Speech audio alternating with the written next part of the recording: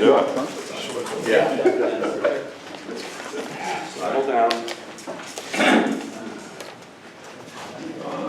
Our first speaker today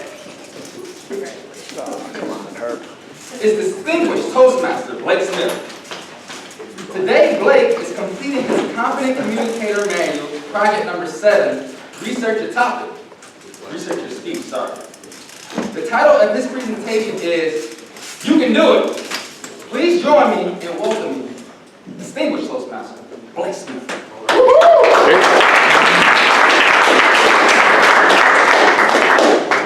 morning. Good morning. So I'm going to tell you a story that involves a bucket list item. You see, in the early 80s, late 70s, Carlos Santana and his band recorded a live album at a facility called Red Rocks Amphitheater outside of Denver, Colorado. And this is pretty cool. I saw a couple of pictures of it, and over the years I saw a video of the Red Rocks Amphitheater. It was actually carved out of the side of a mountain, and it has got the acoustics of any man-made opera hall.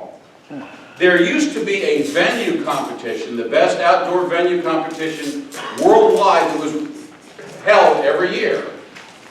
Red Rocks won it so many years in a row that they disqualified them from entering and named the award after them going forward. This is the facility that I wanted to go to.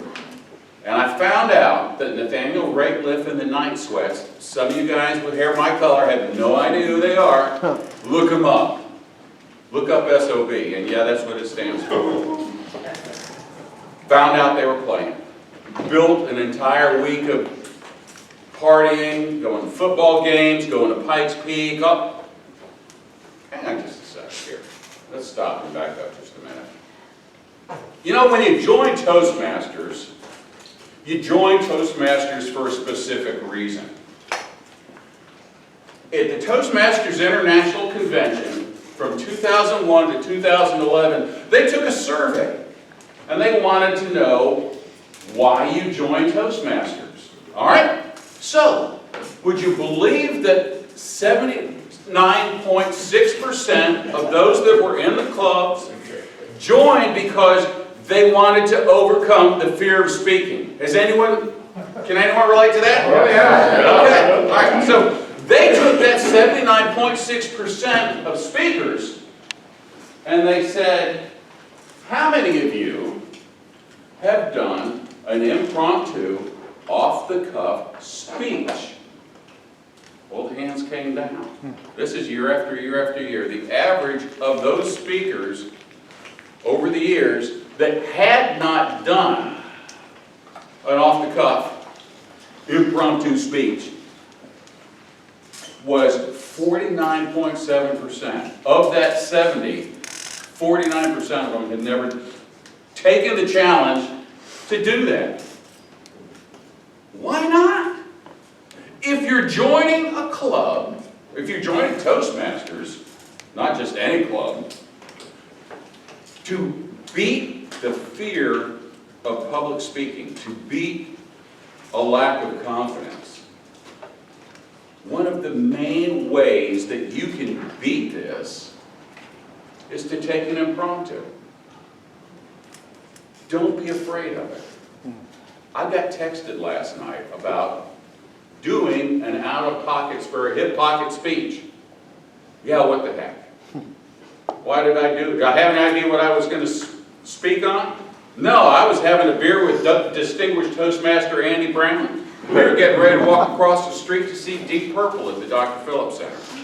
For those of you that are too young, you look that one up. All right, so how do you do an impromptu? You talk about what you know. So many people are afraid of doing an impromptu speech because they think, well, I've got nothing to talk about. What am I going to say?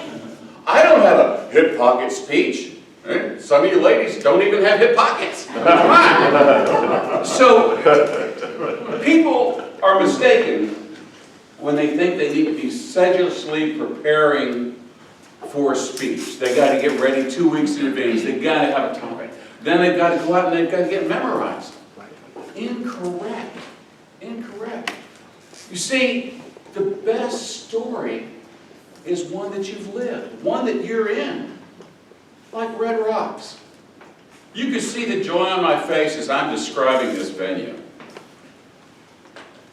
It was a thrill. It was a check off the bucket list.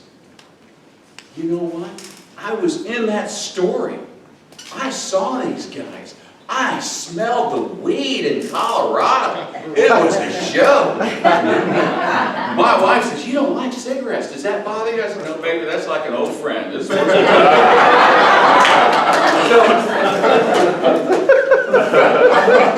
Why worry about the impromptu? Don't worry about it. If you've got a story about growing up, about your first black eye, the first time you got the mumps, what if you got a fever? You got measles. Everyone thought you had a disease. You had to go home from school.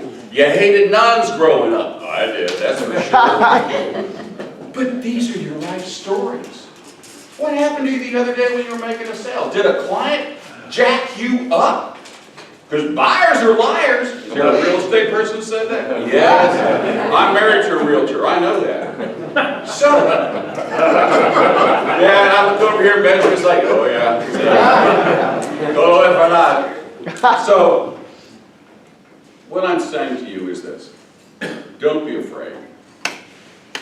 If you want to go to the next level and be the Toastmaster that you've got inside of you, don't turn down the impromptu. Don't turn down the last minute evaluation. Don't turn down the opportunity to be grammarian, because that is where the expertise lies. Anyone can prepare for a speech for weeks. Give one with that much notice. That is when you go to the next level. That is when you become a Toastmaster that is distinguished.